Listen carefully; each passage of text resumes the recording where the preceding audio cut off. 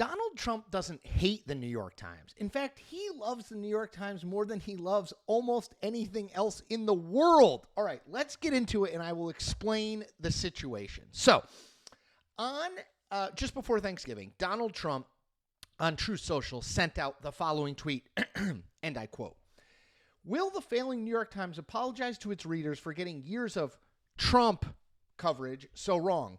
They write such phony junk, knowing full well how incorrect it is, only meaning to demean. Maggot Hagerman, a third-rate writer and fourth-rate intellect, writes story after story, always terrible, and yet I almost never speak to her. They do no fact-checking because facts don't matter to them. I don't believe I've had a legitimately good story in the NYT for years, and yet I won in record fashion the most consequential presidential election in decades. Where is the apology?"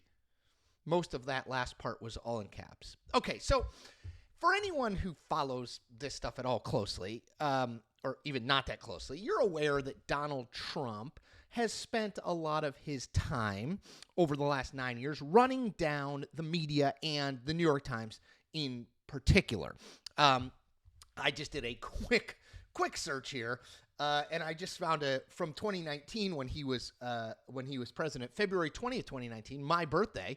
I turned 43 that day. Thanks, Thumb. Trump tweeted, this is back when he used Twitter, "The New York Times reporting is false. They are a true enemy of the people," all caps. Anyway, this relationship, and it really is a relationship. It's tempestuous like lots of relationships. Goes back years and years and years and years. So remember that Donald Trump is a New York kid, right? I mean, he grew up in Queens and then moved to Manhattan. I mean, the New York Times is his hometown paper. It is what his dad, it's what they read. No matter what they say, it's what they read. It's what they cared about. It's how Trump especially, but even his dad, Fred Trump, it's how they define status, success. If you were in the New York Times, you were somebody. It mattered, right? Okay, so as a result, Trump keeps a very, very close eye on the New York Times, despite what he says. I'm going to talk more broadly about that in a minute, but I have evidence going back decades. So I found this great piece that was written in 2014.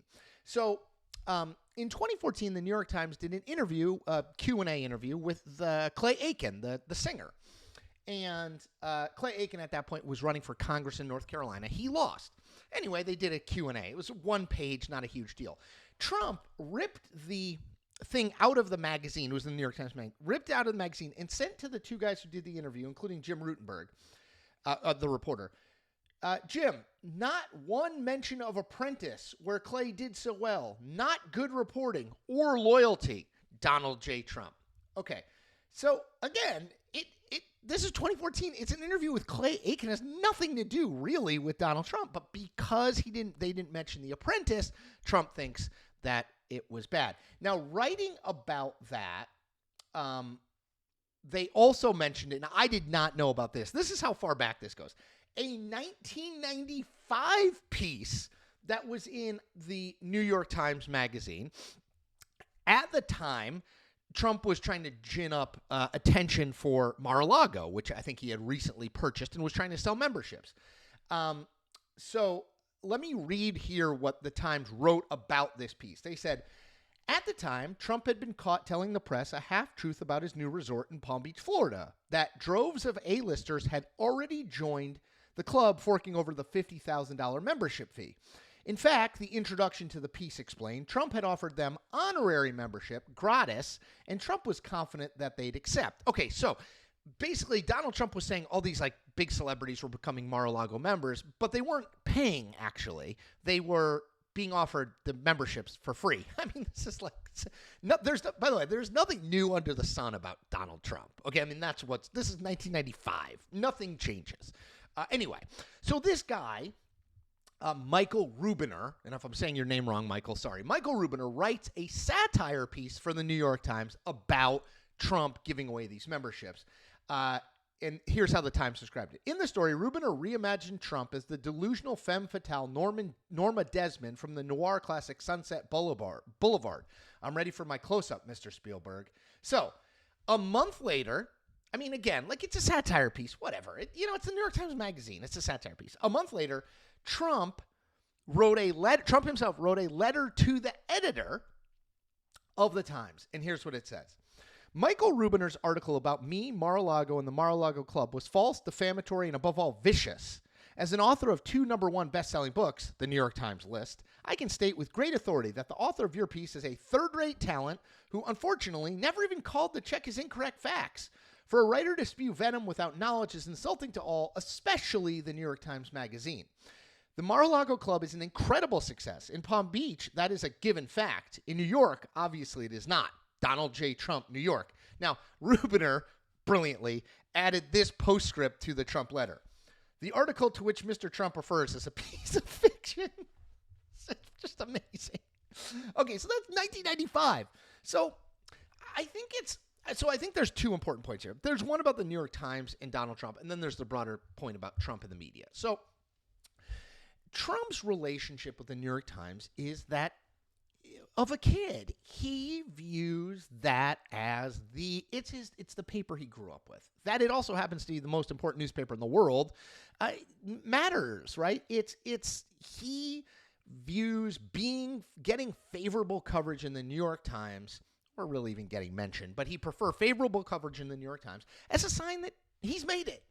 Success, validation, right? And when he doesn't get it, he's like your spurned ex-lover. He's bitter. He's angry. Because he cares so deeply about the coverage. Again, remember, the opposite of hate is not love, it's indifference. Or the opposite of love is not hate, it's indifference. You get my point. Indifference, if Donald Trump didn't care about what the New York Times said, that would be one thing. But he obviously deeply cared all the way back in 1995 and all the way into almost 30 years of caring deeply about the New York Times. So the insulting of reporters like Maggie Haberman, who he mentions in that True Social post I said at the beginning, no one cares and reads Maggie Haberman more closely than Donald Trump. It's just a fact. And by the way, he used to say he never talked to her. In that one, he says he sometimes talks to her. I mean, I think he has an open channel because you know what?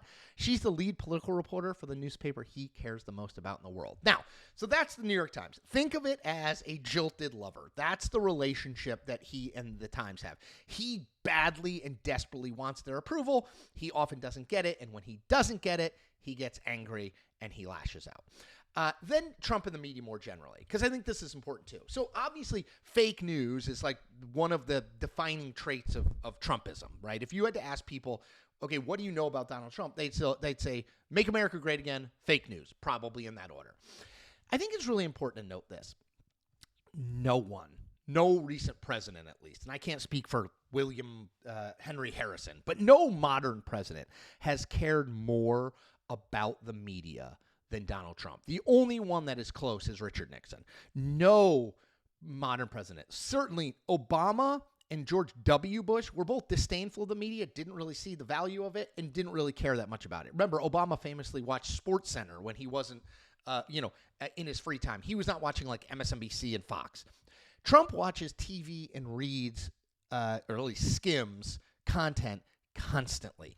He cares so much about his coverage. He is upset. He knows reporters by name. He knows them by outlet. He follows their work and has for years. I have gotten things from Donald Trump in the past congratulating me on something I've written. This is a guy who is an avid, high-usage consumer of news organizations, whether it's cable television or digital or print or whatever the hell we're calling it now. No one reads more, consumes more, or cares more about what the media says who has been president at least since Nixon than Donald Trump. So for when his supporters, when you go to a rally and you're a reporter, he'll say fake news and like his supporters will turn around and like give you the finger or whatever. I always roll my eyes because the truth of the matter is Donald Trump doesn't believe that. All he's doing, he knows it's an applause line. He knows there's distrust in the media. But Donald Trump cares a ton about what the media thinks of him. Always has, dating back to the early 1990s, always will. Remember, you do not lash out at things you do not care about or do not think matter. That's the reality of life, and of Donald Trump. So that's the Times, Trump, and the media. I hope you guys are having a great week. As always, I ask you to do 4 things. 1, subscribe to this channel if you like this content. I'm going to continue making 4 videos a week at least, and stay tuned, maybe more than 1 live stream a week. Like this video. Easy. Hit the thumbs up. Comment on this video. Do it for the algorithm. And tell 10 friends. We are perilously close to 50,000 subscribers. So if you want to see my 50,000 subscriber video, now is the time, my friends. Okay, subscribe, take care, see you tomorrow.